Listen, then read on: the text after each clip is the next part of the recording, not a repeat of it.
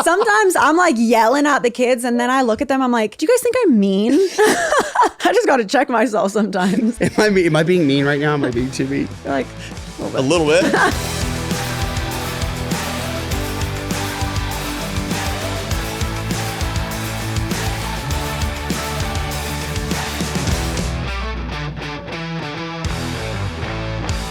Welcome to coachemup podcast. I'm Tim Riley. I am not joined with Zach Zillner today. He has a real job, and that's where he is. However, I'm very grateful and fortunate to be joined by Cici Murray. Cici, how are you? I'm doing sensational. I love Austin. It's, I've been here like less than 48 hours, but this is like might be the spot for me. Yeah, listen, there's plenty of space here for you. Everyone else is moving here. So, we would love to have you. Fortunately, it's not often, in a perfect world, I get to hang out with all the guests, like prior to sitting down and doing this. On your Instagram, like all your photos and like all the stuff you do is like really cool. And like, do you think so? I do. Like all your like the persona that I feel like your Instagram's giving, and then like how chill you are in person. Is it two different worlds, dude. Or is it yes, really? Dude, yes. No way. You're like, it looks like all business on the IG. And what is it? And what is it in person? Are we good? No, I'm saying like you are like within 30 seconds, there's very few people you meet them and like within 10, 15 seconds, you're like, I fuck with this person. Yeah. You're one of those people. Okay, good. That's good. I passed the vibe check. You 100%. Bet. Vibe check passed. Cool. Love that for us. So, yeah. So, but we hung out for many hours yesterday. Yes. It took us forever to get through what was like it was like a 15-minute lift, probably in total, like but 2 we were hours. there for like 2.5 hours. Yeah. Yapping. Yeah. That's how it should go. It should, dude. Well, hey, I know who you are. I would imagine most people listening know who you are, but for the people who don't, can you tell us a bit about yourself? Go back, How much time do we have? It's been a journey. I would love to hear it. Your journey through athletics, how you got into coaching, and then ultimately how you found your home as a speed coach. Sure. So I guess I started originally, like I had no idea what I wanted to do when I was going into college. I just knew that I loved my anatomy class. I took like an AP anatomy class, loved it. So I was like, okay, what can I do here? So going into college, I was like a pre-PT route, right? Okay. So I was like, okay, cool. I think I'm, going to go the physical therapy route. I didn't exactly know what that came with. So I worked at a physical therapy office all throughout college and I loved it. Don't get me wrong. I loved it. That one taught me, time management and working with an office and working with, a bunch of different types of people. And honestly, it's where my journey started essentially, because where that office was located, we were around so many high schools in the area. So we saw a bunch of athletes from all those high schools and I just got along really well with them. Like I could create a good relationship with them. I'm telling you, vibe check. I'm telling you. So I started going to their games and going to their practices and talking with their coaches and stuff. And there was so much more I kind of wanted to learn. I was still young. I was like a freshman in college. And so I went and sat in on these guys like chalk talks and stuff and just kind of started just being around. And while I was there, some of those coaches asked me to coach a 7-on team. And I was like, and I'm like, for what? Like me? Why? And they were like, you do everything with us anyway. You're at all of our practices anyway. Like you might as well. So I did that. That was amazing. That was so much fun. And that's kind of what got me more into like the football lane, I would say, just because, Because you grew up playing volleyball, right? I played volleyball, mediocre athlete at very best, like Same. Super mid, you know what I mean? So I do know what you mean, actually. Yeah. So yeah, once I kind of like started rolling with that, I like felt good, like on a field. I felt good doing that kind of stuff. I felt good coaching. I felt confident coaching. So yeah. I left that office and then went to more of like a sports rehab place, which was good. That was good too. Learned a lot there, but was there for like a very short amount of time. And I was working with an NFL guy there, and I met his speed coach. His speed coach came in with him, and he was like, your work ethic is like crazy. Like, he was like, if you, ever want to connect in the future, let me know. Would love to connect with you at some point down the line. So I'm like, okay, cool. So I leave that place, and I just called him, and he was like, he's like, a bunch of my guys anyway. He's like, come pull up tomorrow at like 5 a.m. over at this high school. I was like, bet. So did that. I know exactly who you're talking about. Yeah. Because every conversation I've had with him goes the exact same that way. Yes. Pull up. And Bet. See you there. Yeah, exactly. See you there. And he really does it like to test you, like to see if you will, you know? And I did. And like, I did know a bunch of his guys, and I kind of just was like chopping it up with everybody, saying hi, being resourceful, helping out, like doing what I knew how to do. Yeah. And, after that, he was like, look, like, I'll say you'll never work for me, but like, I need you to work with me, like as long as you will. And that was Combine year 2020. Wow. Yeah. Yeah. So man, it's been crazy. And there's been, times in between that where I was like, feeling like I was like hustling backwards, you know what I mean? Like I was taking a couple steps forward and then a couple steps back because I wasn't exactly sure like what my best role would be. Yeah. But I kind of started like when I was at the physical therapy office, I was kind of like, hey, grabbed a couple of the kids. I was like, hey, come work out this weekend on Saturday for free. And they're like, for what? I'm like, I don't know yet. Like, just pull up.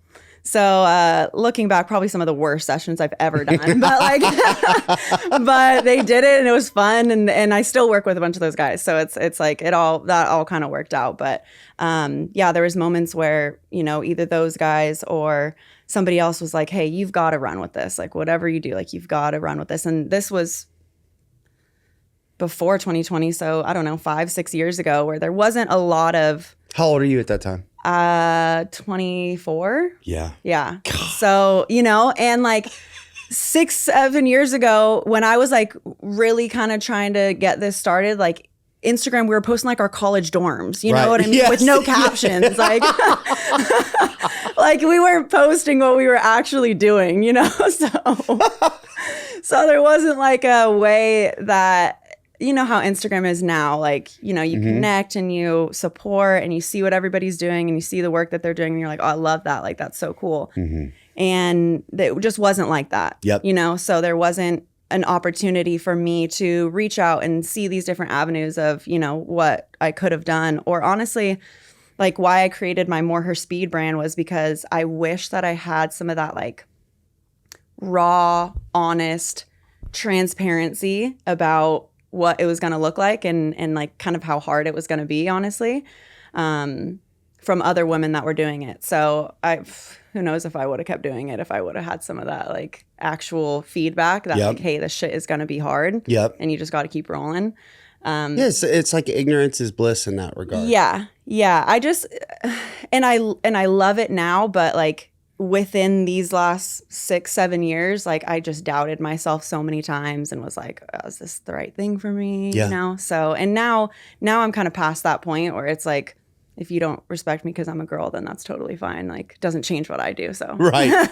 Well, and to sort of double down on what you just said, like you're fucking doing it. I appreciate You're that. doing the damn thing, dude, and you have been. So if anybody is still, if people are viewing you through that lens still, they're missing the bigger picture, man. Yeah, I think so. I think we are kind of past that now. Like, I don't know if I get like new athletes or like new guys that don't. So is it okay? Me, I guess. Is there? Do you feel a hurdle there? And because we were talking about this a little bit yesterday, but do you feel it's easier for you to connect with young male athletes or young female athletes?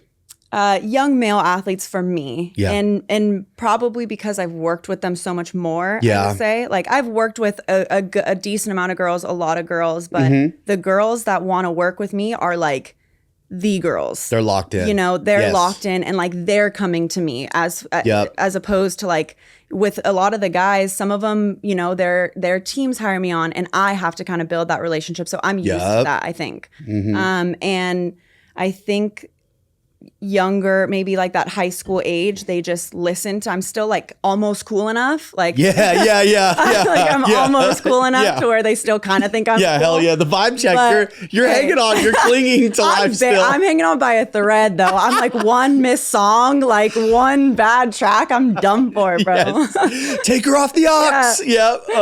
So I think we kind of, relate on in that sense just because like, but it's so funny because they're so much funnier than we were at their age. I'm like, like sometimes I want to be mad at some of the stuff that they say. And then I'm like, you're actually funny. Yes. And like, they are funny because they have access to like our jokes and the videos that we think are funny. So yeah, we're all consuming a lot of the same content. Exactly. You know what I mean? Exactly. Yeah. I recently trained, over the past couple of years, I've trained a local high school basketball team, and basically they pay me to come in 3 days a week before practice, and I, for 10 weeks.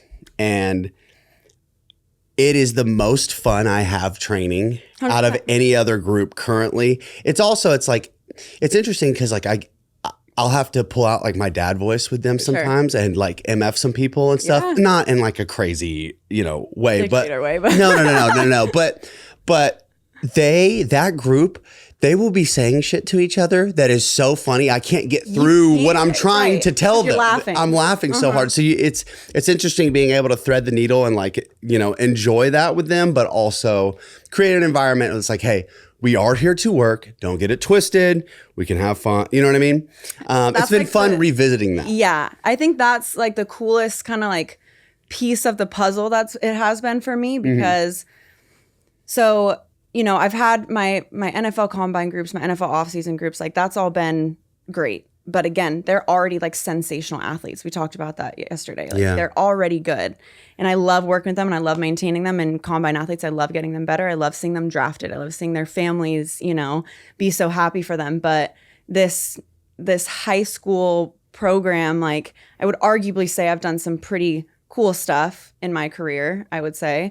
And this like journey and just this experience that I've had with this high school team, like that's the coolest shit I've ever done.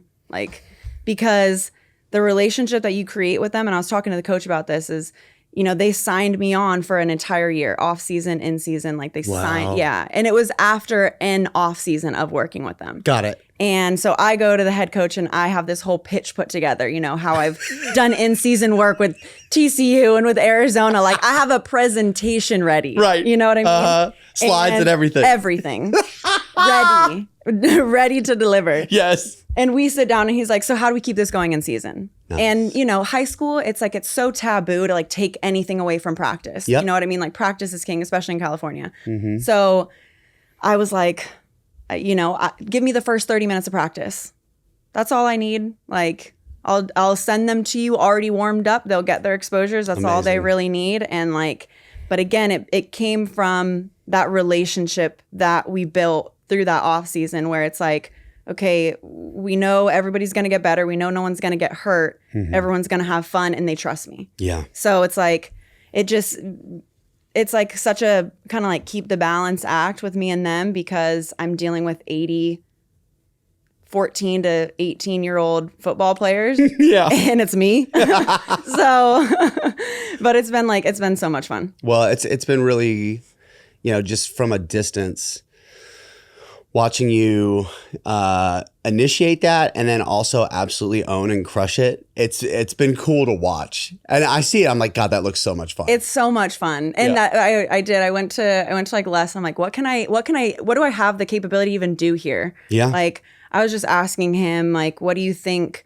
would be, the best avenue and this and that. And I told him, I was like, I want to take this by myself. Cause when we went for off season, it was me and one of our other coaches. And I was like, look, like this is a project that I just want to I want to tackle myself. Like I want to challenge myself. I want to be the only one there with 80 kids and see if it's something that I can do. That was what I initially looked at it as. I want to do the programming. I want to see, all this stuff that we're doing with our college athletes and our pro guys, like what pieces of that can I bring down to this level and give them that style of training?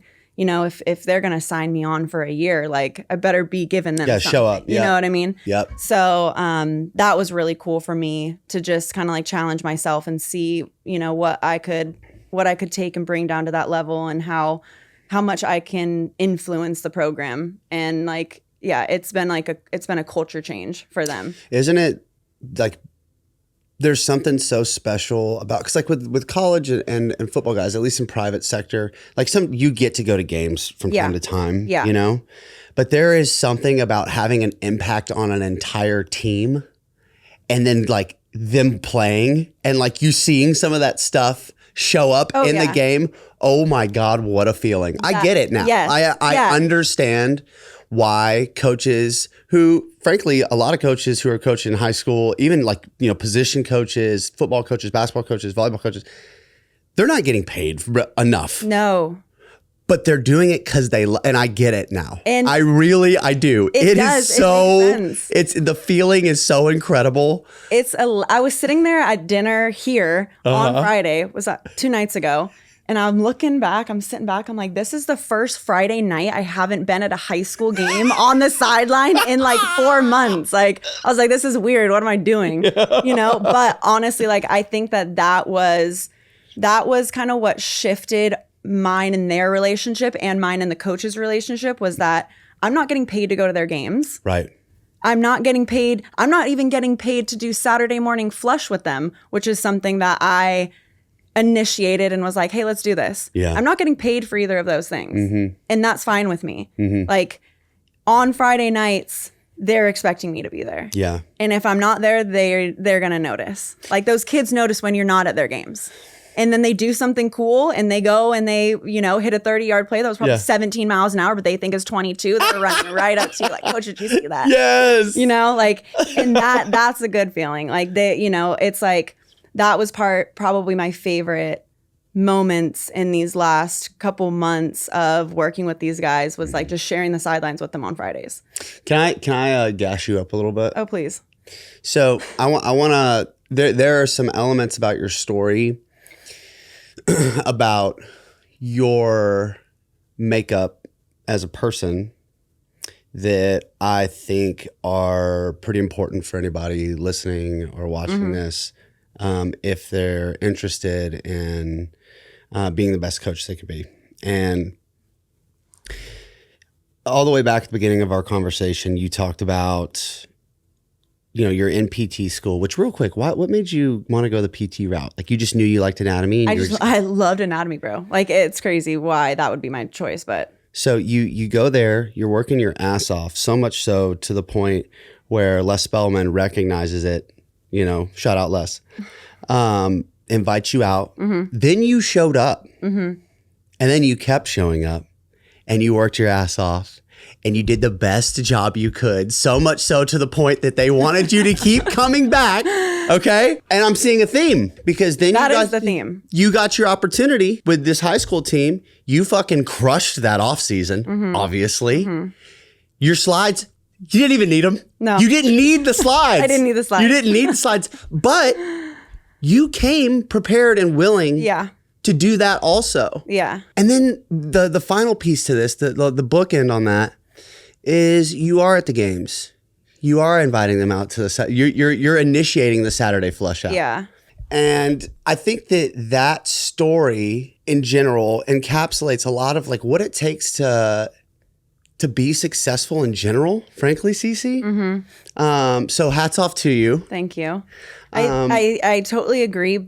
And I truly think that like something that holds everybody back is the doubt of showing up. Like, or if that's going to make an importance. And for the first 10 times you show up, it's not going to be important. Yep. And you're going to feel like, what the hell am I doing? Why am I even here? Why am I sitting in the corner just like looking around? But truly, like, you keep showing up and then there's no more questions about if you really want that or not. You know, like from 2020 to now with my pro guys or my older guys, there's no questions. If I'm leading the group, which I am, if I'm leading an off-season group, they know that I am in the place to be there because they saw me 2023 and 2022 and 2021 and 2020. You know, most of those guys we've been working with since their combine year. Yeah. And so there isn't like it's not like is it you running it today? You know, there is no questions about that because they've seen me show up for 4 years. Yeah. And the new guys, I probably wouldn't be in that spot if I didn't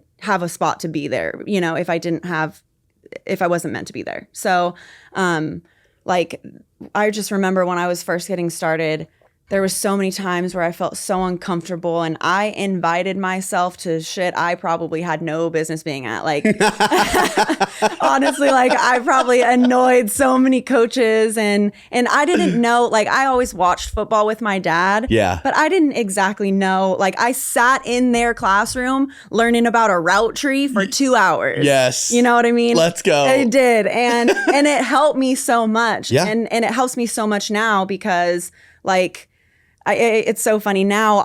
I'll go to the games and I'll watch the play calls and I'll know, and then me and the kids will talk about it on the sidelines, and everybody's always like, "Oh, your handshakes with all your guys are so innovative. Like, it's so different." I'm like, "They're play calls."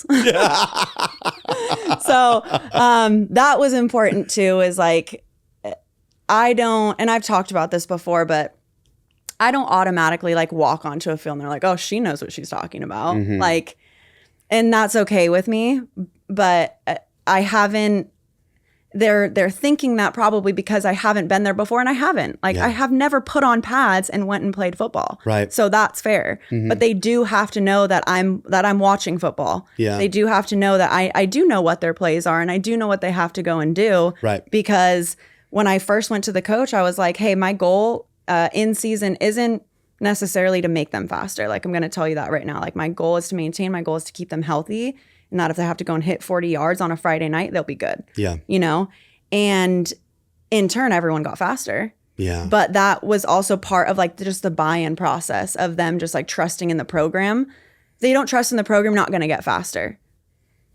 Like it's just not going to happen. So exposure and them believing in what we're doing, like that's what made them faster. So awesome. You know? Yes. That's it.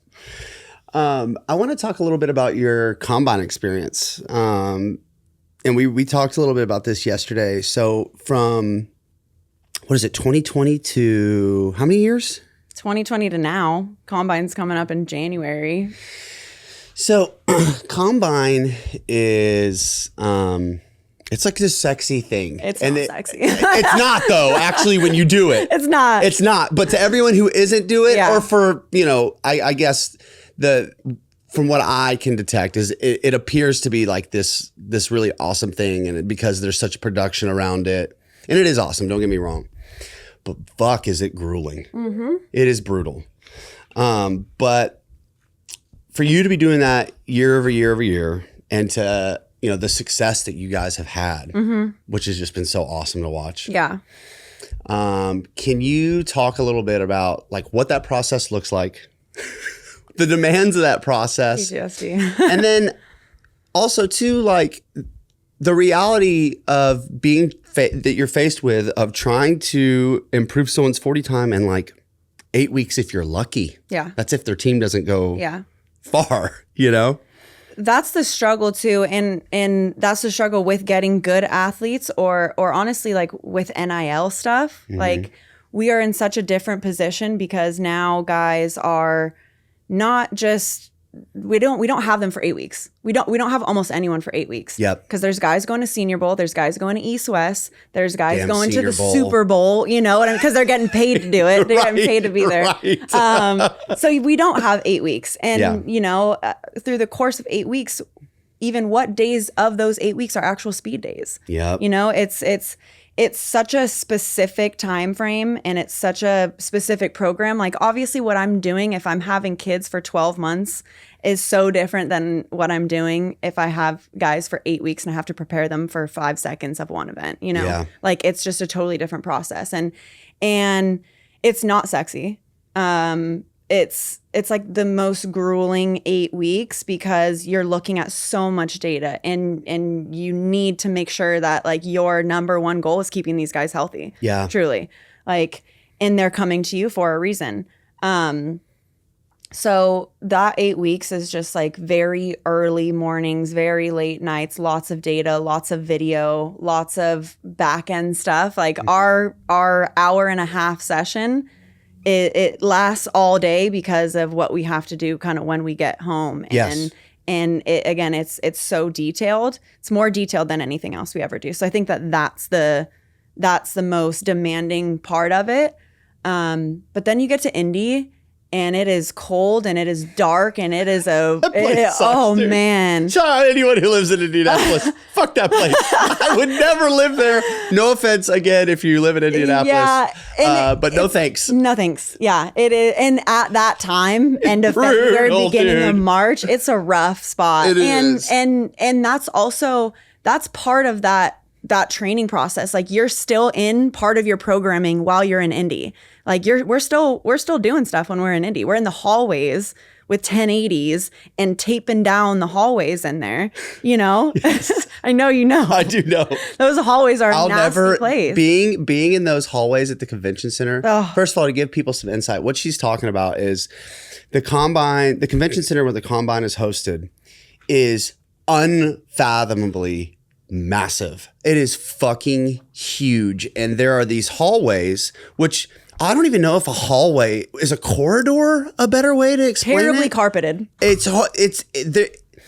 These hallways or walkways from one side of the building to the next. It is like 2-3 football fields, legit.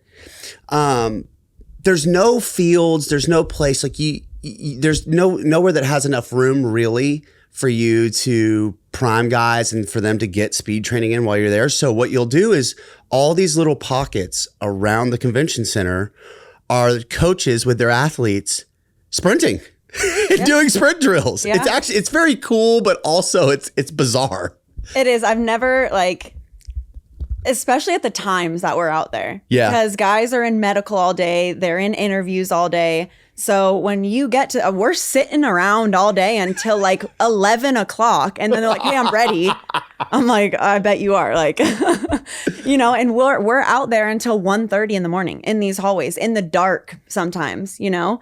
But it's exactly like it's what they need. And it's we only have so much capacity and accessibility to get them to do what they need to do before they run, before their run day. Like, we program that out, and everybody usually, like, we have different position guys. So like we have skill guys that run on the same day, quarterbacks run on a different day. So it's like, okay, we need to make sure that we're there 6 days out and that everyone has their 6-day out program up until their run day. So I've been in Indy for 11 days one year. Oh, Cici. Brother.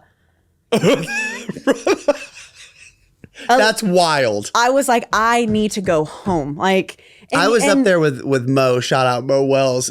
I was there for 4 days. I think it was. It's more than enough. That was. It was like living in a. It's a simulation. It is. Indy. So downtown that's a simulation. I don't know what time it is. It's not real life. I don't know what time it is. Yeah. I don't know. I don't know when the last time I ate was. Yes. I'm drinking coffee from the hotel lobby. It's sick. It's sick. It is just a little slice of hell, but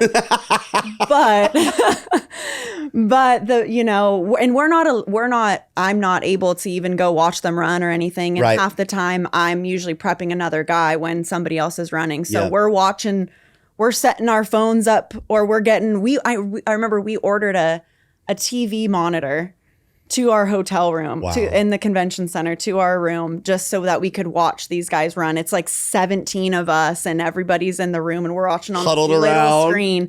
But, you know, they go around a 4 or 5, and we're just hyped. Lit. You know, it's so much fun. So that makes everything pay off. And so by the time you get to that point, like, well, one, you're too exhausted to remember the last 8 weeks, but it's like that makes everything just so worth it. It is. It does.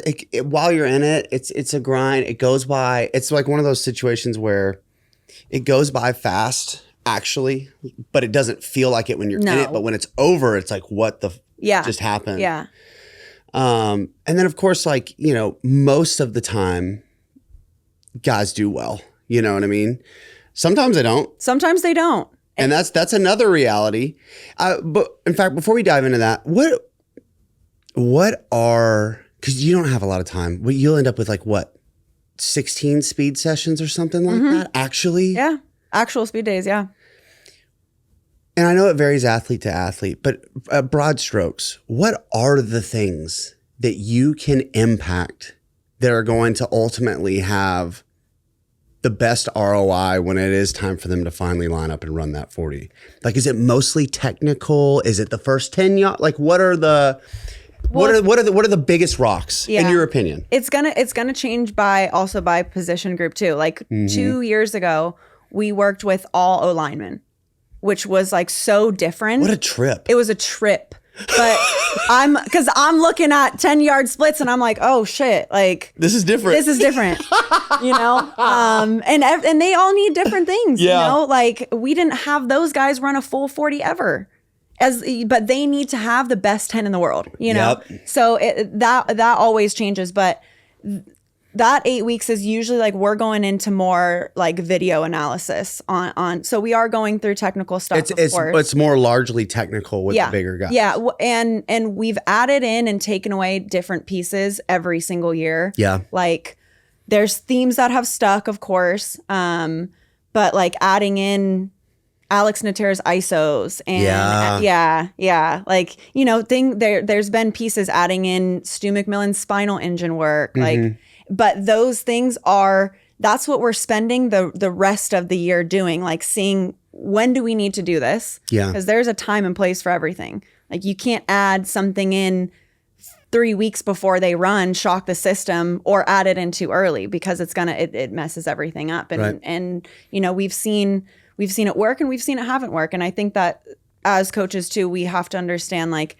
if they didn't run well, like it's not okay. And that does suck. Yeah. Like there's never a time where that's not going to suck. Like, and it happens, not often, but it's not often, but it happens, you know? And I think that unless you're in this space also, you don't understand how important that is. And they're like, oh, it's okay. You didn't run that well. Like, no, it's not. It's definitely not fucking okay. No, it's not. And like, we have to be okay with that too. Yeah. Yeah. Zach, you know what my favorite clothing brand is? Tell me. It's Legends. I've been wearing it for a long time. From training to lifestyle, Legends has got you covered. So what kind of gear does Legends have? You can get shirts, shorts, underwear, socks, tops and bottoms, hoodies, hats, sweats. They've got it all. And they just dropped an entire women's line. Holy smokes. I know. Tim, the great thing about these tees, I found I'm 20% stronger rocking them when I train. Speaking of 20%, that's how much you save when you go to legends.com and enter in promo code coachemup or click the link below. I just got my new watch from Amazfit. It's called the T-Rex 3. And this is the best watch I've ever had in my life. This is a $1,000 watch. Getting it $279, which is ridiculous. Which is absurd. It just looks good, dude. Military grade stainless steel, AI voice control, water resistant up to 100 meters. It tracks your heart rate. It has maps. Battery life, dude. Once every 27 days. Yeah, that's incredible. The selection that I have for my watch faces, my heart rate, how many steps I've taken. The UV index. UV index is important for your boy. I use my watch as a stopwatch all the time. As if all that wasn't good enough, you get a discount because you're listening and watching us. 15%, dude. Amazfit.com/coachemup, or you can click the link below. 15% off. The best watch on the planet. Now, back to the episode. You know, you said something that might shock some people listening that, you know, with that particular lineman group, you didn't have them run a 40 in training. Mm-hmm. Can you talk to that a little bit? Because I know some people listening, it's like, how is that? Yeah. What do you mean? Well, they frankly, like most of those guys, they're looking at, and I love that they started putting the splits on the TV. Yeah. That changed the game for sure. But again, like they have to have a good 10. That's what guys are looking at. That's what coaches are looking at when looking at linemen, because they're not going to run 40 yards. But at the same time, like they still on that day do have to go out and run 40 yards. Yeah. And that's just the truth of it. And it was such a different experience. Because I think their personalities are also different. Like when you work with a group of 18 linemen versus a group of 18 skill guys, like it's a different vibe. It's a different world. Totally different. You know what I mean? Yes. Like, and honestly, a lot of the time, give me the linemen. Yeah, it's so fun. They're fun, dude. It's so fun. It is. It's so different, and half of them are like super country. So you get, you know, and that you get big personalities. I love that. I love that. And honestly, those different situations have made me such a better coach. Yeah. Like working with different types of people, different types of athletes, not just age, but like skill, sport, whatever, like that has made me such a better coach. Yeah. Because I can read kind of where everybody's at. Like my best skill, honestly, probably is just like being able to read people, and half of my good relationships come from knowing when somebody doesn't want to talk. Like, like, so you're saying having some social awareness is important. You'd be surprised at how much that matters. and honestly, especially because sometimes you get athletes that are good and that know that they're good, and a lot of times like people just want a piece of the pie, and I get that. But they can tell instantly, 100%. like, one, whether you know what you're talking about or not. Yep. But two, if you have their best interest. Yeah, what your motives are. Yeah, like some people just want to go and yap with them, and I'm like, look, I don't care. Yeah. I care less. Yeah. Yes, actually. Care less. Care less. Act like you've been there before, dude. Right, right. So that has come with reps and things like that. But I think I've always been good at that kind of thing, just kind of reading the room. And most people don't have that capability. It's true. Yeah. Yeah. It's surprising. It is, actually. It's alarming. Yeah. But hey, good for us. Yeah. You know what I mean? Yeah, exactly. You also have spent a ton of time in NFL offseason. Yes. With Les. And what's the core group out there with you guys? You, him, who else am I leaving out? Coach wise? Yeah. I'm asking because I really don't know. Yeah. Well, so I think, which comes back to our point of like showing up. Like we've had a lot of people coming and going. Yeah. We've had a lot of interns that have worked and haven't. Like we have a bunch of solid, like it's me, Les, Dylan, and our guy Chris, who came on like a year and a half ago, maybe. And the thing is this is a cold business. Yeah. Like, and unless you have the personality for it and the heart for it, then it just won't work. Yep. Like long term. And we've learned that the hard way. And I think that like having a solid team that you know is going to grow with you and build with you. Like I said, back in 2020, like him and Dylan were already, kind of having things rolling. And I came on and I think I just saw the vision like really early on. And so since that was the vision and that was like kind of like the core, mission statement, like everything I did was just going back to that. Like every time I was like, shit, is this okay? Is this wrong? Am I doing the right thing? Like I thought back to that and it was just like, keep rolling, like keep showing up, keep rolling no matter what. And I think that we get caught a lot along the way of, I didn't do the right thing here. And so maybe this business isn't for me. And even though I thought that, I never told myself that it wasn't for me. Like there was always just that theme of like, this is for me. So what do I have to keep doing? Yeah. Which I think is hard, especially as a female. Like it's manual. Like before I had this facility, you should have seen my trunk. Plates, chains, sleds. Let's fucking go. It was riding low, dog. Like the gas mileage was taking a hit. Trash.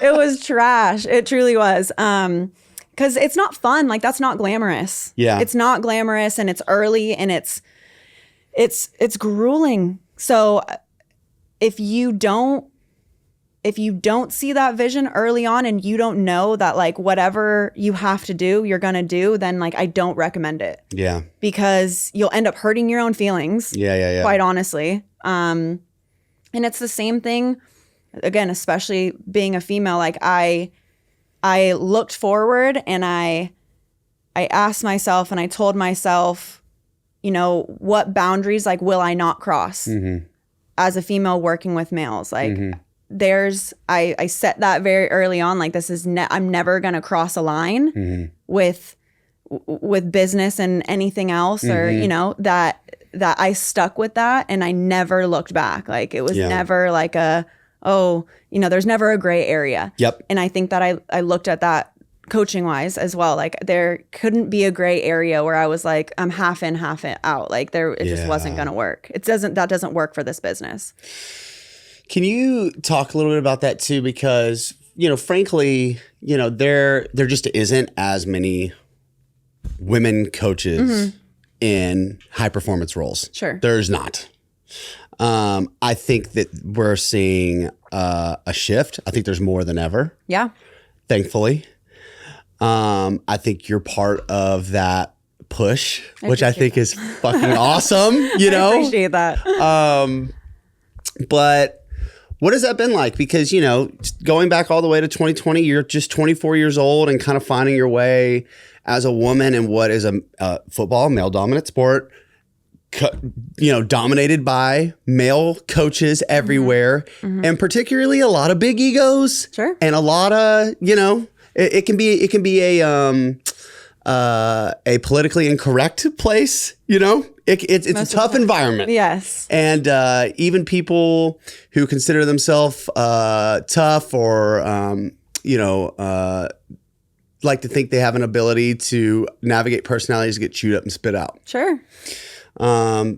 Speak to that a little bit. It's a personality trait for sure. I guess I just never let anybody's like weird looks of me or like question of me change what I do. Yeah. Like the weirdest looks I get are at combine and quite frankly at pro day. Yeah. At guys pro days, I am the mostly the only girl there and I get the weirdest looks. And some of them know who I am and some of them don't. But I think that I always lead with respect. And if you don't respect me, because I'm a girl, that's okay. Like I'll show you. Right. I'll show you. Do you have a chip on your shoulder? For what? In general. And do you find like that mindset, like have you felt like you have to really show people or like prove it or go out and like take it? I wouldn't say I feel like I have to prove myself. There's definitely more that I have to do personally to build those relationships and to get that buy-in. Yeah. But if you don't like my training, that's okay. Yep. And if you don't like my coaching style, then that's okay. And if you don't think that a woman should be coaching your athletes or whatever, that's okay. I'm not the coach for you. Don't get faster then. That's fine. That's fine. Yeah. And stay slow, motherfucker. And there's still coaches that I'm sure think that way. And you know what I mean? Like I still have athletes that have like strength coaches that are like, oh, you're really working with a girl? That's like, crazy. Yeah, bro. 3 days a week. Yeah. It's wild. Yeah. So I don't take it personally anymore. I think I used to. Sure. Because I was like, dang, like, why am I not getting that respect? Yep. But at this point, it's like, hey, they clearly, we're doing something right. Yep. Big facts. Most of the athletes that I have, like for my academy, for example, most of those athletes came from me pulling up to whatever field at whatever time, rain or shine, texting them like, this field's not open, go here. Yeah. And we were doing that for years. We were doing that for years. So now it feels good because they've been with me for long enough that like now we're good. Like we're good. We have a place where we're at all the time. And so I think like it's really just about how well you can honestly communicate to, like with coaches of other teams and stuff. I think that I do a fair job at explaining my role and again, just kind of like knowing what I'm talking about is huge. That's a big deal. You'd be surprised at how many people don't when selling something or pitching something or like I don't feel like I'm in a position very much where I have to sell something. Yeah. But like I work with so many different sports that it was a challenge for me to learn all these sports. And I have to know, I have to know what the soccer players have to do. I have to know what the baseball players have to do. Otherwise they're not going to trust in me as much as they need to.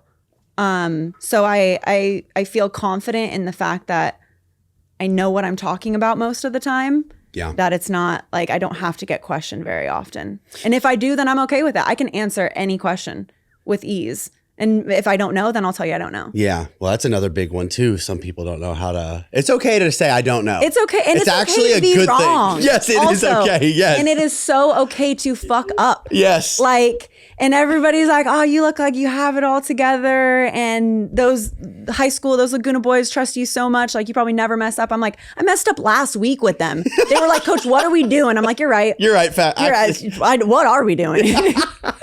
I tried to do like a new, sprint game with them. And they're like, this is trash. This game sucks. Trash. You're right. It is trash. We're going to pivot. We're going to pivot. And that's fine. And but that authenticity, that transparency, it's like, hey, I'm trying something because I have a hunch it might help us get better. Yeah.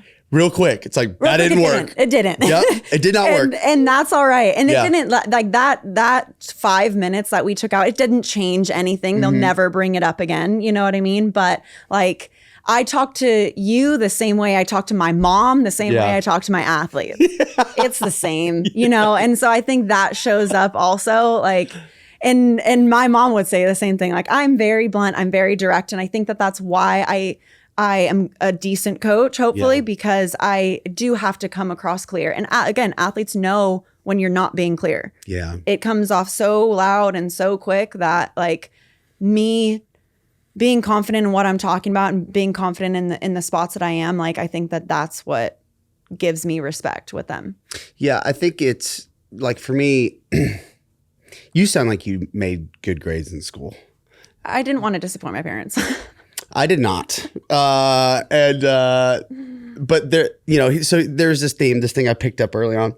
If I actually did the homework for the presentation or the project and I got up there in front of the class and I had to talk about it, I'd nail it. Sure. I had very little nerves, But what happened most of the time is I didn't do the work and I wasn't prepared and I didn't know what I was talking about. Yeah. And I'd get up there and it was... Then you're nervous. Like a car crash. Yep. Everyone knew. They're like, Tim didn't do it. Yeah. Yep. And I'm like, I know that they know. We all know. Everyone knows. But my mouth's still moving, because I have to talk for another 5 minutes, Horrible experience, right?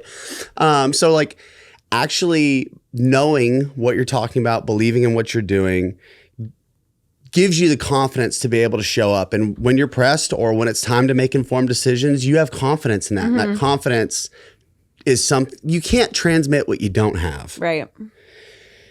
And if you don't have confidence or a belief in what you're doing, other people are going to have a real hard time believing and trusting in what you're doing. Yeah. And then furthermore, on that foundation, if you go to try something new and it doesn't work, because you have the confidence and understanding of like what matters and what moves the needle, it's okay to say, we're going to pivot. Like, you don't have to keep trying to make fetch happen. No. You know what I mean? Right. And like, you shouldn't. You shouldn't. Don't. And some people will go along with it or they'll have their athletes doing some crazy drills just because they think it might work. And it's like, if you don't know why they should be doing that, you shouldn't be doing it. Yeah. You know what I mean? Mm-hmm. Like, and I might have said this to you yesterday, but like, not every workout has to be the hardest session they've ever done. Yeah. Especially sprinting. Like, I don't need you to leave my session gas, throwing up, saying that was so hard. What are the biggest things people get wrong in sprint training? Oh gosh. What are the first few things that come to mind? I would honestly say like overcomplicating it. Yeah. It's not that complicated, like what you actually need to do. And we get away from like, we start going towards these super technical aspects and areas. And preach. To be honest, that's not always the right move. If you have somebody running 23 miles an hour already and they look like shit, don't change it. Leave it alone. Yes. You know what I mean? I do.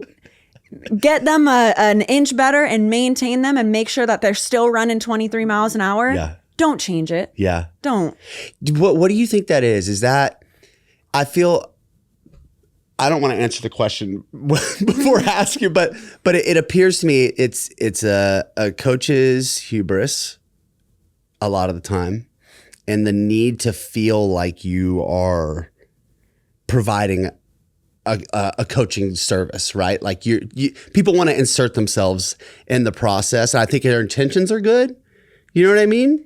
What's your take? Like, why do we take someone who's already running like that and try and change what they're doing? Because we want to be looked at like we did that. Yeah. You know what I mean? And Yeah. sometimes we didn't. Yeah. Sometimes you get a guy and they're already 23 miles an hour. I didn't do that. Right. I'm going to keep you that way. Right. Maybe I'll get you 23 too. I'm not going to change that. Yeah. Like, is there a couple things I could change? Sure. Yeah. But I think it's this kind of like personal bias and probably like a personal ego for most of us. That like, if it's a good outcome, I did that. Yep. And if it's a bad outcome and they messed up or they lost that game, it was on them. Yeah. You know, it's like it's two sides of the coin, and I think that we want to be right so bad, Yeah. and we don't want to be wrong so bad. Yeah. That we'll do whatever. Yeah. you know? And there's a lot of mental gymnastics involved Sure. in that too. Yeah. You know? I try and be careful with my verbiage with the way I assign my worth to athletes, because I heard it said a long time ago, and it really left an impact on me, is if you're going to take credit for people's successes, you better be willing to take credit for their failures 100%. as well. And I think, you know, the longer I've been a coach, the more I understand that how much I have to do with someone's failures or successes is not nearly as big as maybe I would have liked to have believed when I first started out. You know, you do make an impact. Yeah. Yes. But I think that there's another piece to that as well. I think that with athletes, it's so easy for coaches to press something and like be hard on them about something because we feel like us, I don't know, being hard on them is going to make them better or whatever. Right. But honestly, the main reason why I got so good at being a coach was when I started on that 7-on team and I was the only girl. So they were getting scrutinized for doing something wrong, and they weren't getting acknowledged and praised for doing something right. Yeah. You know, if the quarterback gets picked off, okay, tell him that he messed up, sure. But if he throws a touchdown, it was a crazy play, also tell him good job. Right. You know? Yeah. And so I think that also builds a lot for me with my athletes, because maybe I do appeal more to the emotional side. And like for athletes, if they're not feeling good and they're going through something, like they're more likely to tell me. Yeah. Which I think is huge, because I think we, especially in this space, we don't take like wellness and readiness as seriously as we should. Yeah. Like I have those little high school kids fill out a wellness questionnaire every day, every single day, on their mood, on their sleep, on their soreness, if they have any notes. And there's a note section. Those kids fill out that note section every single day. Wow. With something. And if they're not going through something, they'll say thank you, coach, because they know that I'm actually reading it. Yeah. And it actually matters. Well, I was going to say, the fact that you've got enough buy-in to get that many high school kids to write things in the note it makes me section want to rip my hair out, but is actually maybe the most impressive coaching feat of your career. That is incredible, Cici. it's a Google form that I send to 40 kids every single day. Wow. Yeah. But they know they do know that if they don't do it, like they're doing bear crawls, Got 50 it. yards Nice. back. So okay. There's some incentive. There's some incentive, but it matters to them, because if they're saying that they're depressed and that they're at a 10 on soreness and fatigue, like I'm reaching out to them. I'm checking in with them, and it's just like that piece of. And I also know it helps me to understand if they ran like shit that day, then that probably makes sense. Yeah. Or am I doing something wrong in my program? Right. if they are a 21 mile an hour guy, 25 kids. Yeah. Yeah. And they all feel like shit. Pivot. Right. Time to pivot. Zach, guess what? Dude, tell me. We have partnered with Atlantis Strength. Atlantis Strength is by far the best machine equipment I have ever used. From high school, collegiate, and pro athletes, machines are underutilized. What Atlantis has done in terms of the build quality and reliability of these machines has made it effortless for me to be able to transition athletes where their output and intents can be as high as possible. You can learn more about Atlantis Strength on their website and their Instagram page. Type in Atlantis Strength. I'm such a huge fan and we're incredibly grateful. Tim, do you take supplements? As a matter of fact, I do. What brand do you take? Legion. Legion has everything you want in supplements and nothing that you don't. So no artificial dyes, sweeteners. It's 100% real, from a whey isolate all the way to their non-stem pre-workout, which I absolutely love. Get the peach flavor. You'll thank me later. There's absolutely no filler. The only things that you're getting are the clinically effective dosages. Use code coachemup for 20% off your first order. You're going to get loyalty points, which is going to reduce the price every time you buy. Go hit up Legion today. Code coachemup. Oh God, there's so many good things you said in there that I don't know which one I want to follow up with first. Let's go with on the topic of, you know, how people overcomplicate speed training. I feel like a lot of the biggest things that I see in terms of like where people drop the ball is too much volume. Mm-hmm. I like to call it junk volume. Too much too soon. Mm-hmm. Not being willing to say when people are fatigued and they are beat up, it's like, fuck it, max velocity still, you know what I mean? Thanks. No matter what, right? So an unwillingness to pivot. Yeah. When you're being presented with information that says like, maybe that's a good idea. Yeah. And I would say also too, I think a lot of coaches do quote unquote sprint training, but their athletes actually never run farther than like 30 yards, which I would contend is like not speed training, you know? So what is your take on all those pieces? Yeah. And is there any of those things that stand out to you the most? All of them. Once again, it doesn't have to be their hardest workout. Like on max velocity days, like full rest. I mean, 4 minutes in between, like because if you're running 30 to 40 yards, mm-hmm. I'm not going to have you do rep after rep after rep. You also can't get full intent that way. Right. So like you don't have to run them into the ground. And if we're talking like in season stuff with those football boys, I had them for 30 minutes. Yeah. Half that's the warm up. Warm up, 3 solid reps, and then absolutely. Yeah, hell yeah, absolutely. That I know, just because as a coach, it's like that's all they need, yes, though. It really is. But I feel like the struggle is like there's what the athletes actually need, and then it's like feeling like you've done something personally, and I feel like that's the problem. That's the problem, and maybe it's because I've had to let go of so much like pride and ego, just being the fact that like I can't have that in this space, like. Yep. And if I did, I'd get my feelings hurt. Like, I mean that I don't feel the need to like fill. And I've never been good. You can ask my mom. I've never been good at English, writing papers, or sales. Yeah. Because I'm not good at fluff. Same. I'm really. It feels like nails on a chalkboard for me. Like I'm not good at that filler, you know, where you gotta write like a 10,000 word paper, kill me. I won't do it. 1,500. I've got my point across. Yes. Yeah. I do. That's how I feel. Is if I can get my point across as simply as possible, what am I gonna fill it with? Yeah, you know, and that's I think that Cici's no bullshit, man. I just get that filler out of here. Get the fluff out of there. That's how I feel. Like do what you need to do and what is best for them. Yeah, if it's not best for them, don't do it. Yeah. Just stop doing it. Yeah, and that's how I feel. Like I have you saying that. I just thought of Michael Jordan. He's like. Just stop it.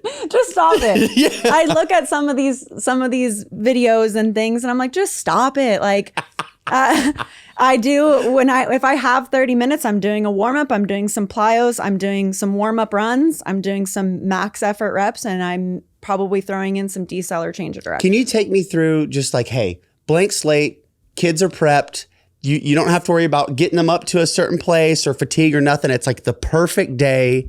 You know, you're in Cali, the weather's beautiful, and you're like, I'm going to do the session, the best speed session that we can do today. How much time do I have? You got an hour. Oh, well, okay. So the thing with sprint training, I would say, is that, again, there's a lot that people don't need to do and that they're adding in that they don't need to do. But like, I do think it depends on what day you're gonna do. If I'm doing an acceleration day, like that's heavy. That's a work day. Mm-hmm. It's a work day. I mean, both days are, but you know, we're getting chains out there. We're getting good force production. We're doing plyos. We're doing bounds.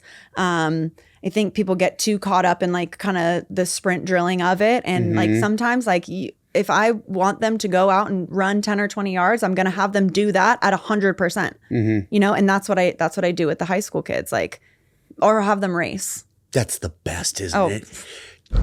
I will, if I have 80 kids, I got 2 lines. Yes, let's 40 go, in each, baby. Let's go. Like, and you know, I'll sometimes on Excel days, I'll do like a 5 yard, a 10 yard, a 15 yard, and a 20 yard. Yeah. It's 4 reps, partner up, and we're rolling. Let's go. Every whistle, we're rolling. That's the only group I use a whistle for. I'm not proud of it, but I have to. If it's 8, come on. It's too many. It's too many. Yeah, voice will be shot. Oh, done. I trained the lacrosse team, the club lacrosse team at Texas. And I think there's like 50 guys, you know? And same thing. I went out there the first couple practices and we're doing speed sessions. Yeah. And I'm doing everything on voice command. And like, you know, it's like I'm having them start from their stomach or like half kneeling or whatever and just kind of like a waterfall thing, but it's a race. Oh my, I mean, I remember getting home and be like, I can't live like this. No. I get the whistle now. You have to have for that many battles. Kids. You really got to pick your battles out here. Like everybody always messes with me. They're like, you're going to sound like a head coach by the end of your career. My name's Cici. It's great. I swear. Yeah, but carrying the voice is important. Yeah. Especially as a girl, because I think that was one of my struggles. When I first started was like, I wasn't loud enough. Interesting. Yeah, I wasn't, I didn't space myself out the right way. I wasn't in front of them. I wasn't in the middle of them. I wasn't loud enough. And being too quiet will come off as unconfident. Yeah. Every time. And that the only thing that comes with reps. Like I am telling them what they need to do. But now 2020 versus now I'm yelling, bro. Yeah. Like, and you have to, because if it's one of you and you got 80 kids, there has to be like a precedent set and you have to be able to carry your voice and make sure that everyone can hear you over some music. Like that's not glamorous either. Yeah. But it has to be done. Otherwise half the kids aren't going to know what the hell they're doing. I've never had a problem with that because I don't know if you've noticed this, Cici, but loud, bro. I'm a pretty loud person. Very much. And very much so. Yeah. It's one of the first things people notice about me. It's great though. And it's like it brings people in. Yeah. It really does bring people in. Thank you. Like, that makes me feel good about it. Thank you. It's accepting. It's welcoming. Good. Yeah. I hope it's not too obnoxious. But it's funny because I think about, so my girlfriend Kelly, she's anytime she has to elevate her voice, it gets real like squeaky. You know? And so she's super I hate that for her. So she's super self-conscious about it. And I love it because anytime we're presented with an opportunity where she has to command a room, yes, she knows that I know how weird she gets about it. And she'll avoid eye contact with me because I'm like looking at her, I'm like, you're doing it. It sounds really bad. Yeah. I love it. I love it. But I actually tell my interns that, or like new coaches. Interns, man, say it with your chest. Say it with your chest. And like, you have to have some depth with that.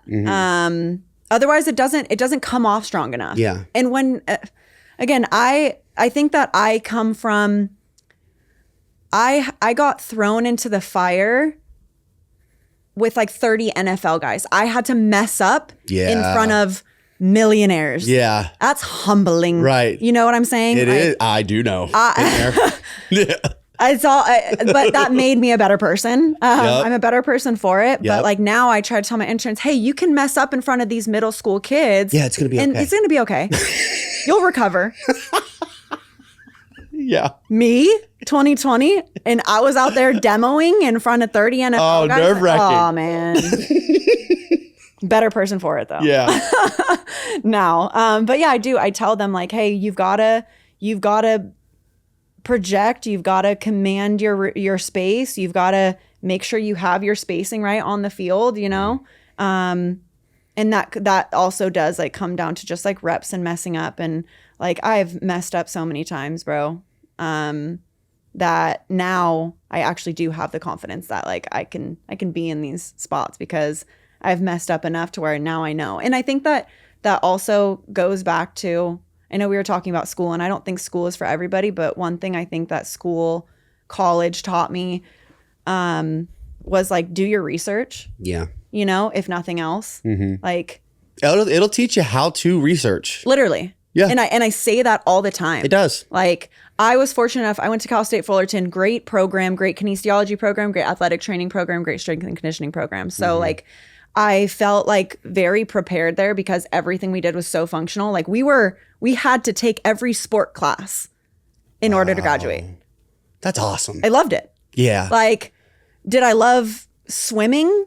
Advanced swimming at 6 a.m? No, but like better woman for it. Right. You know, and like we were out on the field.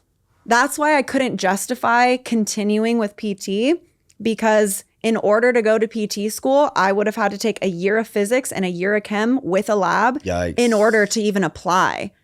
I'm like, yeah, I got to check that one off because I'm already somewhat doing what I kind of want to be doing, you know? And like I said, in my major, like for our classes, like we were in the weight room, we were on the field, we were playing the sports. So it's like, I couldn't justify that. But truly doing your research is like more valuable than anything else. Also, what I'm hearing too is just, this has been a reoccurring theme on the podcast, and it's probably just because I see the significance of it. So sorry to everyone listening and watching, but experience, man. Yeah. Just getting out there and getting in the mix. You can't, There's no better way. You know, and again, I'm biased. Like I did not complete college. I did not have, you know, ordinary internships within the performance realm. Yeah. I'm a high school dropout. Yeah. But I was in positions and constantly putting myself in positions to do the thing, albeit shittily. Yeah. For a long time. Sure. But eventually I got better, you know, because I wanted to get better and it mattered to me. And but it's got to matter to you. It's got to. But that brings me to my next question for you is, or I don't even know if it's a question, but the power of mentorship. So Les brings you on. And I think people look at, when people talk about finding a mentor, like what that actually means though, because a lot of people have the opportunity to learn from other coaches. Yeah. And it's like, they don't though. They won't take it. You know, you have, it's a two-way street in terms of like, okay, this person's actually dedicating some time, effort, and energy and pouring into you a bit, but you have to also be willing to receive that and apply it. Yeah. Can you talk about what that looked like for you and the value of that process? Yeah. Well, again, I'm super grateful for all of the positions that I've been in because I feel that everybody that I've learned under has been invaluable to my like process. And I think that like gathering all that into now is what makes me a good coach now. Yeah. And with Les, like Les is, I've said it, but if putting people on was a person, it would be Les. Yep. He truly wants people to be their best and you know, go into their best role, but he'll make you do that. You know what I mean? Like he'll teach you and he'll put you in good spots and he'll put you in spots to fail. But you gotta, what he taught me the best was like, how many times can I fail and use that and keep going? And I think that everybody that's on our team now, that's kind of the spot where everybody's at. Like nobody has been scared to fail. You have to like keep that kind of envelope pushing. Otherwise, you're just gonna drop off. Like he's been very pivotal in like making sure I do my research. Because when I first got with him, like I was doing parachutes if I was doing speed stuff. Like I hate that for us and my athletes then, you know? Really though. But that was our resources then. So like it is what it is. You knew what you knew. Yeah. So, but like, you know, he was like, hey, I think that you have so many great skills. Like all you got to do is do the research. And so that's what I did for like that all of 2020. I researched.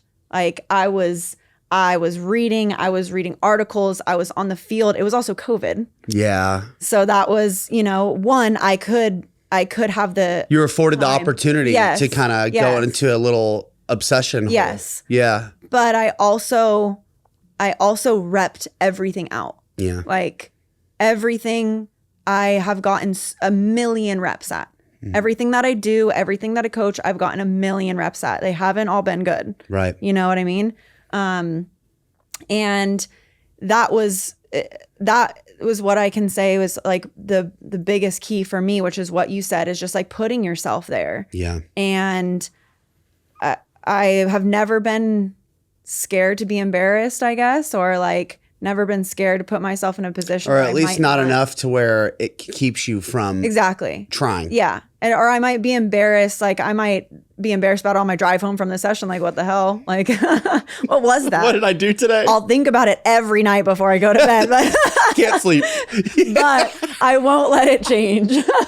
Won't let it change the goal. Right. You're going to show back up the next day. Yes, exactly. How do you take those lessons that you learned from people who took time, you know, put you in those positions to grow as a coach, and then now you have, you know, interns and people learning from you, right? I'm still learning that the best. I think that I always thought that I was so good with communication. Yeah.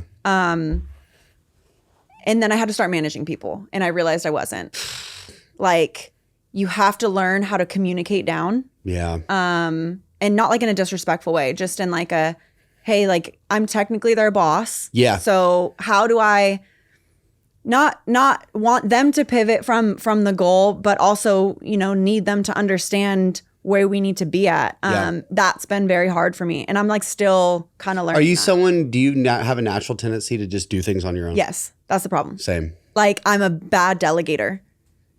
It's a skill. Because when you've done something for so long and you know what makes it good. Yep. It's know where you're going. you know. It's so hard. It is hard. It is. It Mm-hmm. is. But you have to let go of some of that control. Yeah, I man. think. And that's could be a personal thing for myself as well. Now that I'm thinking about it, maybe that's something I need to heal from. I do believe like, and as we're getting older, I think we like understand how important it is to like realize the good and bad parts of ourselves. Yeah. Because I do think that in coaching and in my personal life, I think that there's been like a lot of times where I didn't have control. Yep. And so like sometimes you kind of strive for that. Yeah. And you don't need it all the time. Mm-hmm. Again, care less. Yeah. You know? Yeah.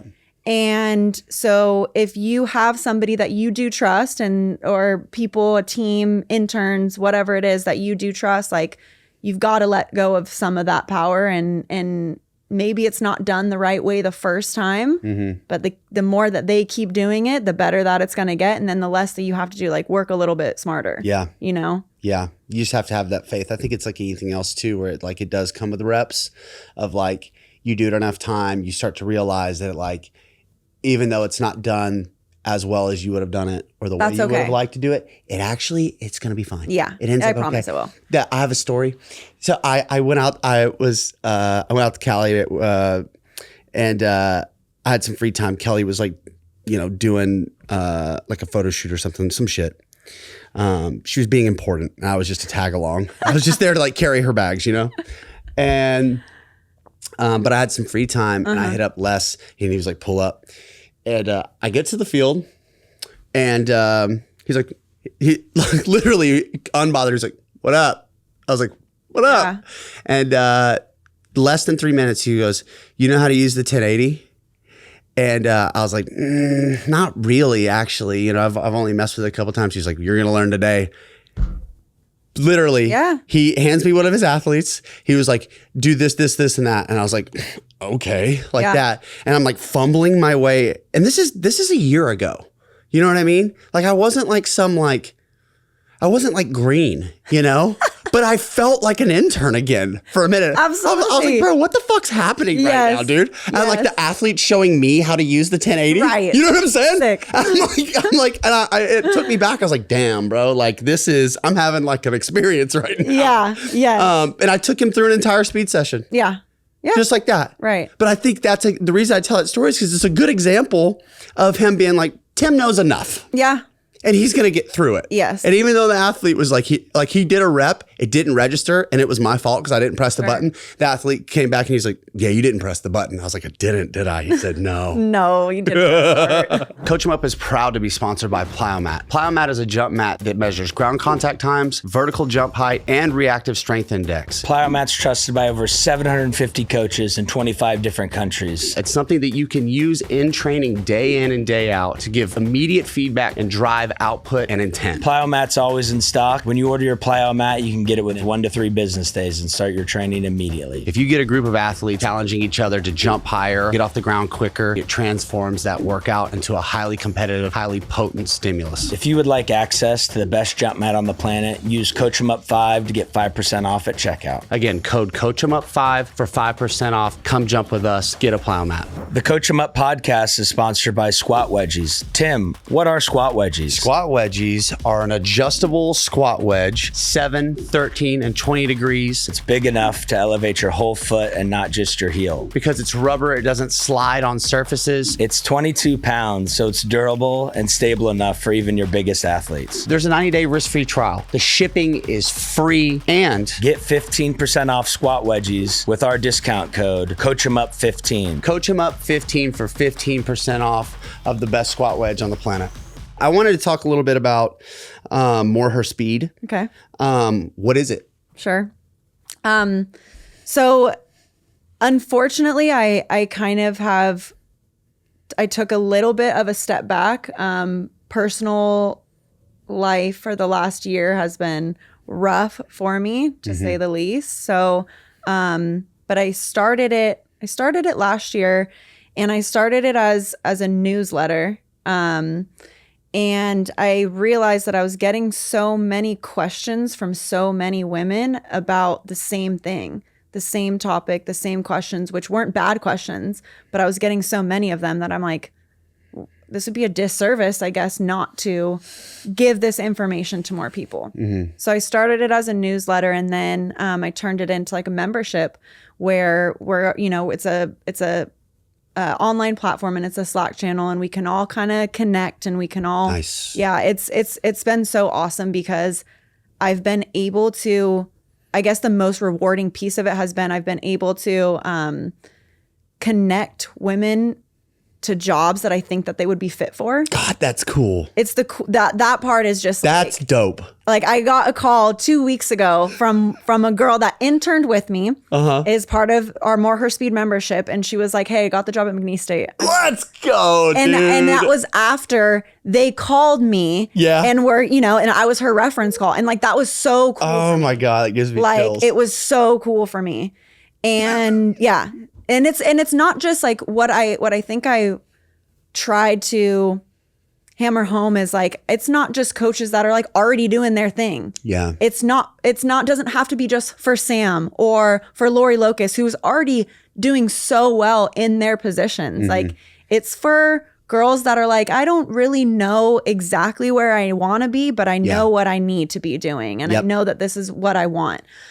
So it's like, it's coaches, it's strength coaches, it's speed coaches, it's dietitians in the sport field, like in college athletics, So it's all different types of women that are kind of just in different spaces. And what I tried to do is like, I've done a couple of webinars and with different women in the space. And, I just want people to to know that there are women in the space, even if you don't see them. Yeah. You know, there's a lot that goes on, and Instagram is Instagram, TikTok is TikTok, but it's like you don't always see everything. Yeah, that's right. You know?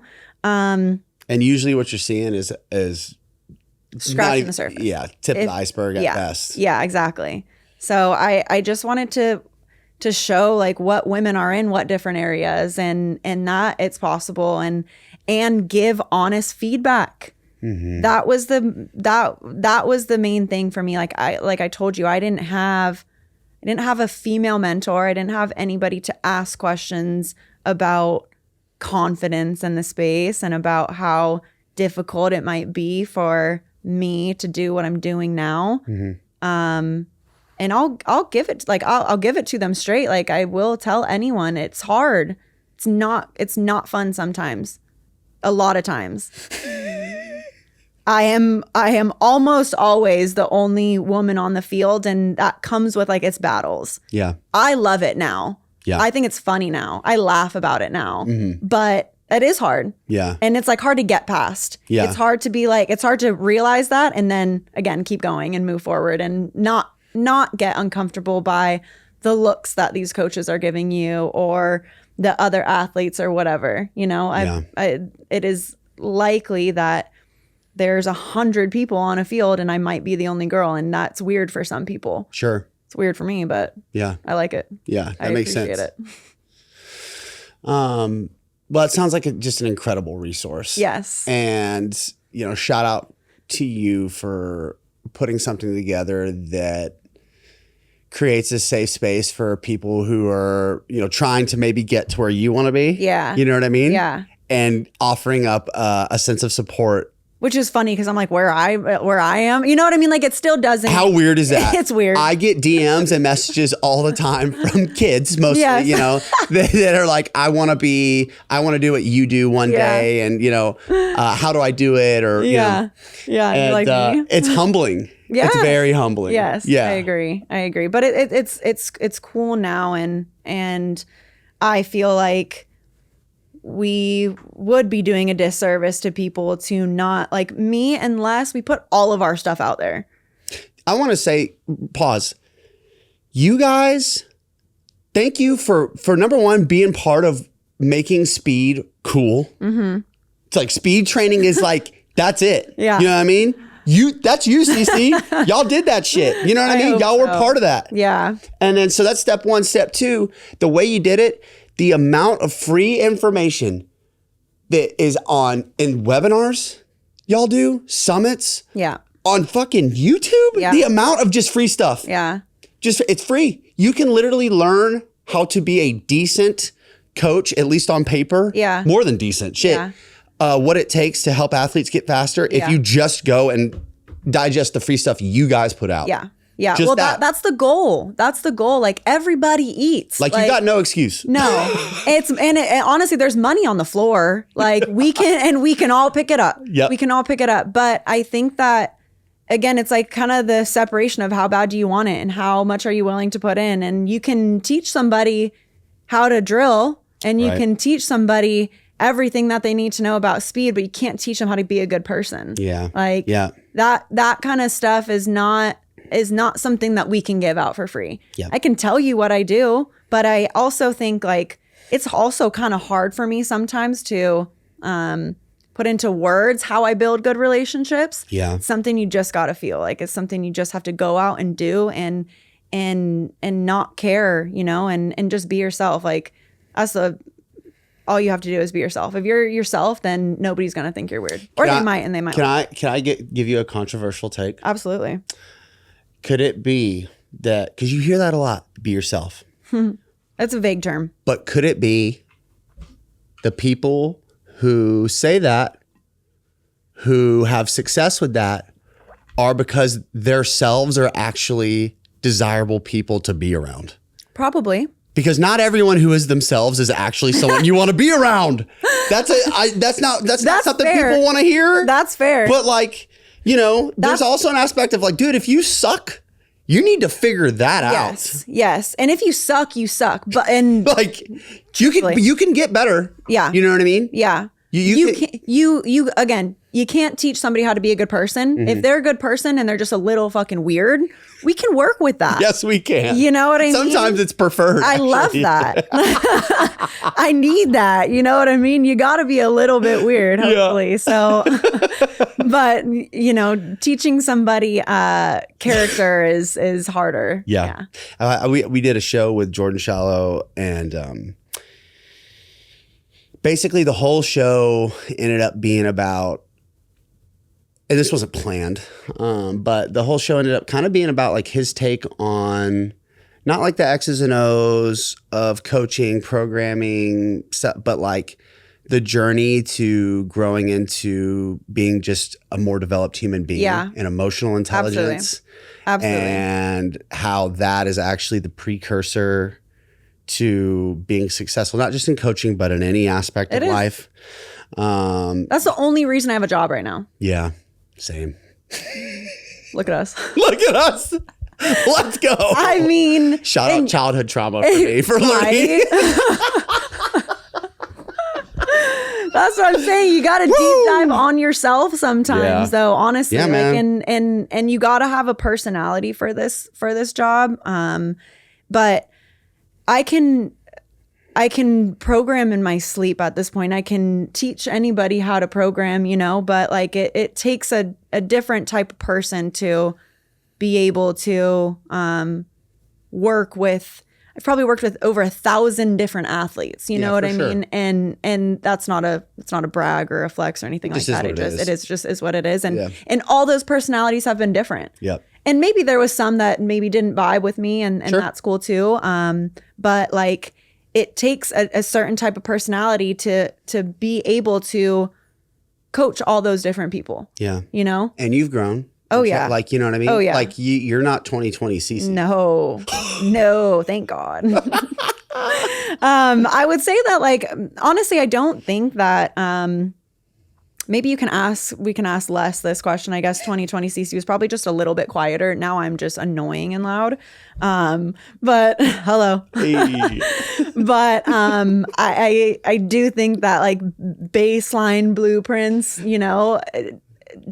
I worked hard, and I never gave up on what I thought was like the best route for me. Yeah. That's it. Yeah. I also, something I've noticed too with people who make it to the top of their space, whether it's training or even like, on social media or being an entrepreneur, there's like a healthy level or a productive level of delusion. Sure. Gotta be. You know what I'm saying? A little delulu. Yeah. of like, because a lot of you touched on this earlier, like a lot about getting to where you want to be, I think it's a war of attrition. Yeah. Like a lot of people just can't hang in there longer. Yeah. As long as it takes. They quit before what it takes. Yeah. They quit before the miracle happens. Yeah. But like you shoot yourself in the foot right before that happens. And that might be 1 year, that might be 2020 to now. Like I'm just in the spot now where I feel confident as a coach and that I have my shit together. Hold on, time out. So you're saying that after just 2 years of working with pros, you didn't think you knew everything? Oh man. Interesting. I'm still like, am I stupid sometimes?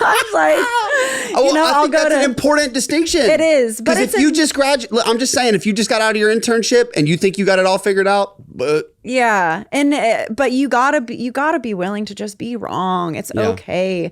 It's okay because that makes you learn. It's like I feel that a lot of people would make it a little bit further if they just like trusted in what they believed in just like a little bit more. Yeah. Yeah. And now I feel like the majority of us are like, I don't know, maybe we're old folks now, but like I'm starting to feel that way. Right? Yeah. Just physically. You know what I'm saying? I don't know, you were moving yesterday. Thank you. Yeah. But yeah, it's like, I don't know, pay your dues. Yeah. Pay your dues. And like if you're not willing to like look stupid, be stupid sometimes, then you're not going to learn much from that. Cici, I don't know how it happened, but we are almost on time. We've got a few minutes left. I've got some segments. Okay. Very exciting time. Oh boy. Yeah. Okay. Okay. Starting out hot. This segment is brought to you by Squat Wedgies. Use code coachemup15 for 15% off at checkout. This segment is called 3 Things. Cici, what are 3 things a young 2020 version you, some coach out there, what are 3 things that ideas, philosophies, actions, it can be anything, 3 things that they can start doing now to help get them to where, frankly, you're at today? Go out to a field or a park and record yourself. Look how silly you look. But I promise if you do that 100 times, you'll look a lot better when you have to get in front of athletes and do it in front of them. Demo. So another thing would be to, put your head down and research. And you'll spend a lot of time reading, and you can do it online. You can do it with books. You can do it on YouTube. Everything's out there. But do your research and like know credible sources. And that goes back to what we were talking about with college, like researching the right way. And 3 would be to fail a lot. Like rep it out, fail, rep it out, fail, rep it out, get a little better, rep it out, fail again, rep it out. You're almost there. And then do it 10 more times. Yes. Truly, as long as you just like fail and fall in the right direction, you're good. Yeah. You're good. Just don't fail and then go backwards. Right. Because I've done that. I failed and went backwards, and probably regret that now. But fail and get back up and keep it going. Love that. Next segment. This is called Rant and Rave. It is also brought to you by Plyomat. Rich, we love you. Use code coachemup5 at checkout for 5% off the best damn plyomat on the planet. Rant and Rave. So let's start with a rant. What are some things in the speed training, or what's a thing in the speed training space that you see and you're like, oh, we need less of this. This I don't love. Junk volume. Yeah. And buying equipment that you're not going to utilize for the right thing, I guess. Like, don't buy GPS and don't buy lasers if it's not going to inform your decisions on anything. Preach. Don't put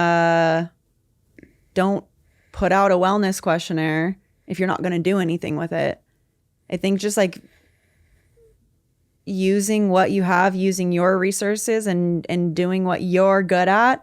And if you still think that parachutes are the best way to get somebody faster, do that, I guess. But like, but buy things and invest in things and do things that are actually the best for the athlete.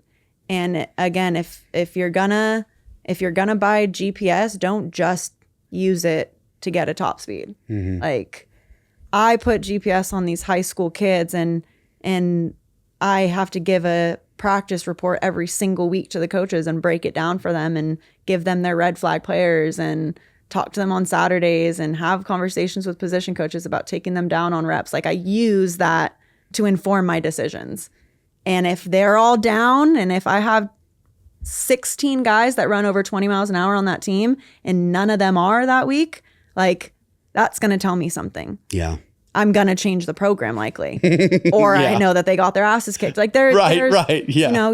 There is merit to that, but like, don't do something if it doesn't benefit you and the athlete in your program. Like, we're just buying stuff to buy stuff. Yeah.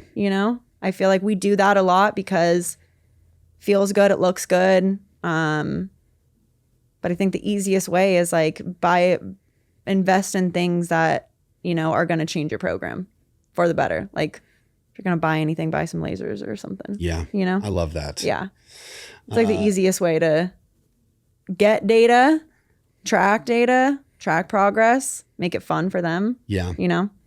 Yeah. Honestly, just shot out some timing gates, timing gates. If you're, what is it? Did Tony Holler say that if you're not timing, you're not sprinting? Yeah. You know what I mean? If you don't know, you're you don't know. You are You're guessing. guessing. It's a suggestion.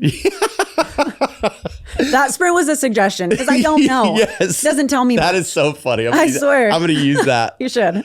All right. And then a rave. What is a trend or something that you're seeing in the speed development world or performance world as a whole that you love, that you're like, hell yeah, that's awesome. And I want to see more of it.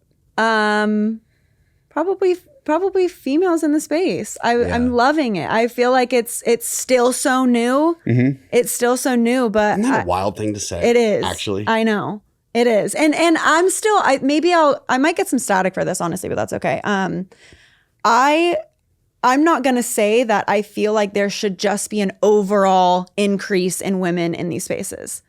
That might be a hot take, but I think that there should be more women in the spaces that are considered because they're best for that role. Yes, 100%. You know what I mean? I have a hard time having this conversation sometimes about women in the space, because when I bring it up, sometimes I feel like even just bringing it up makes it, there's like a piece of it that is attached to it where it's like, because you're a woman, it's harder. And I've had female guests express almost like a resentment towards that. Mm-hmm.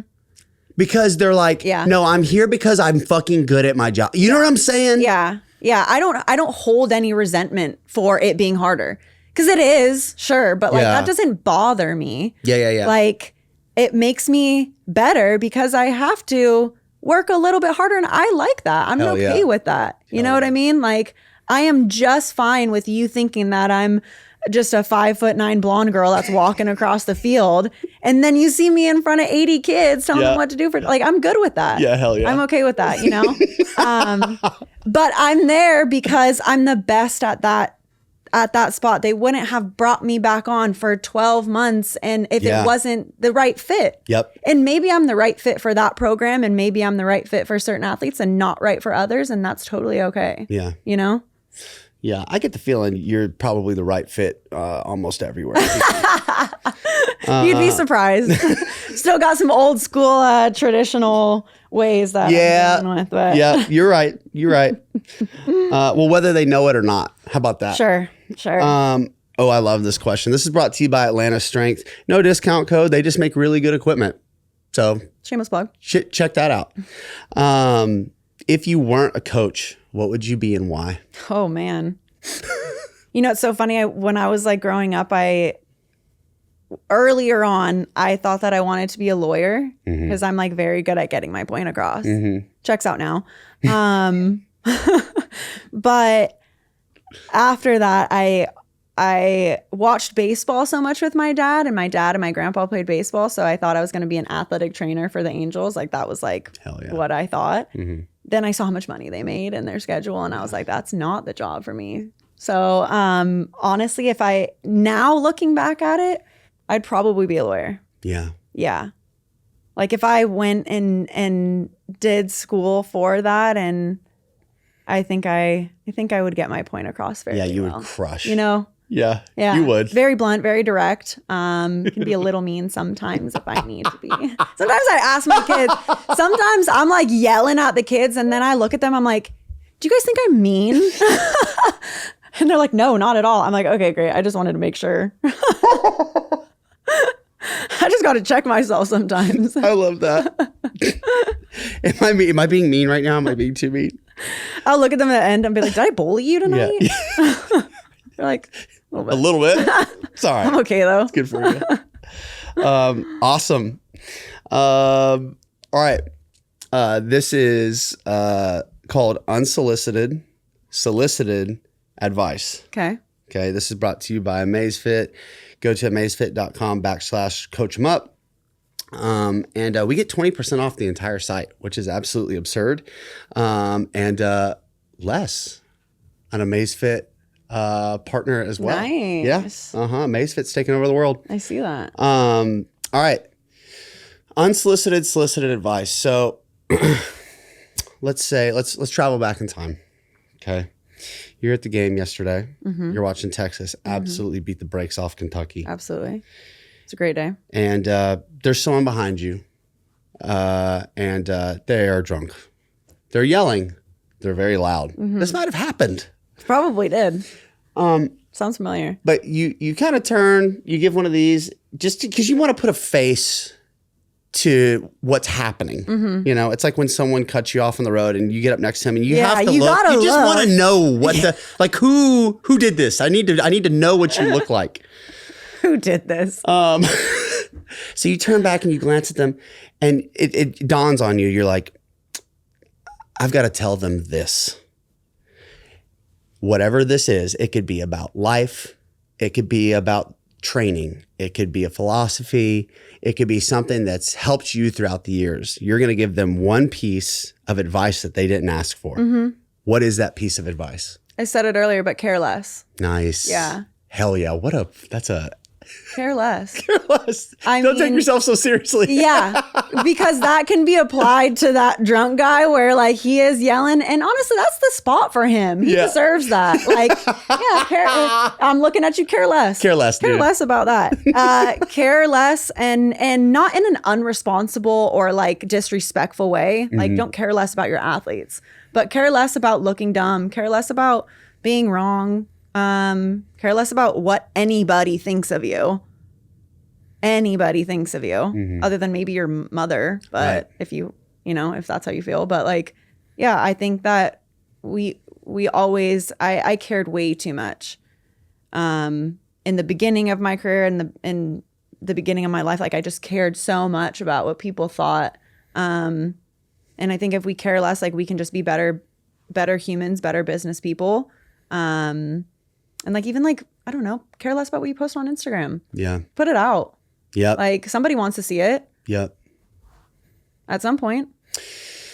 I had a mentor and something he's said that has stuck with me throughout the years is it's none of my business what other people think of me. No. And people aren't thinking about you as much as you think. Not even they are. close. I promise you. Not even close. Yeah, I promise they're not. You're not as important as you like to think you are. We like to, and that's a good point too. Like we like to think that we're important and that people are thinking about us. Like it's a natural. I took an AP psychology class in high school, and there was so many interesting things that I learned, and that's why I think that school was valuable too. Is like I think that everybody could benefit from a psych and a sociology class. Oh, everyone should take both. Everyone would benefit so much. You'd learn a lot. I promise you. That's right. And she, our teacher, she gave us all a questionnaire to fill out, and everybody filled it out, submitted their answers. It was probably like 20 questions, right? And then she passed us all back out a separate piece of paper. Everybody opens it based on, this is your reading of yourself based on the questions that you answered. And everybody's opening up, and you hear the class and they're like, oh my gosh, like this is so me. This is so true. Like this is crazy. This is spot on. And she was like, how does everyone feel about their answers here? They're like, yeah, I can't believe, how much this is like me, And she was like, everybody has the same piece of paper. I love that. She's like, every single person is Shout out that teacher, dude. Yeah, Mrs. Berg. Dude. Shout out Miss She Bird. rocked my world with that. Like, after that, I was like, everybody wants to relate things to themselves. Yes. Everybody does. You're going to remember, if I have the same name as your mom, you're going to remember me more because you relate it to yourself. That's just kind of how it is. Like, we're all kind of selfish in that way, but like, stop just thinking that, you need to be important. Just, like it's not your business. And people don't quite care as much as you think they do. Yeah. Yeah. On that note, we're going to wrap things up, but where can people find you, Cici? Where can people connect with you? Instagram, Twitter, or X, I guess. My Instagram, I can't say, I don't know. It just sounds wrong. It does. You know what I mean? Like Yes. it sounds forbidden. I'm still calling it Twitter, and I'm never deleting Twitter either, by the way. I don't even know. My Twitter's at Cici Murray. My Instagram is at Cici Murray _ I believe. I'm trying to get better at TikTok. People are making monies off So TikTok. much. Yeah. So I'm losing out on that bag right now. Same. But yeah, but we should probably get better. I know. And more her speed. More Speed has an official Instagram, so we're rolling. Let's go. Let's go. Cici, thank you for coming on the show. Thank you for making the trip out here. Definitely going to have you out here again, and would love to do a train 'em up Love that. with you It's at a some great point. idea. You can teach Zach and I how to sprint. I would love that. Everybody listening and watching, thank you so much. If you haven't subscribed yet, please do. And we'll see you next time. Peace.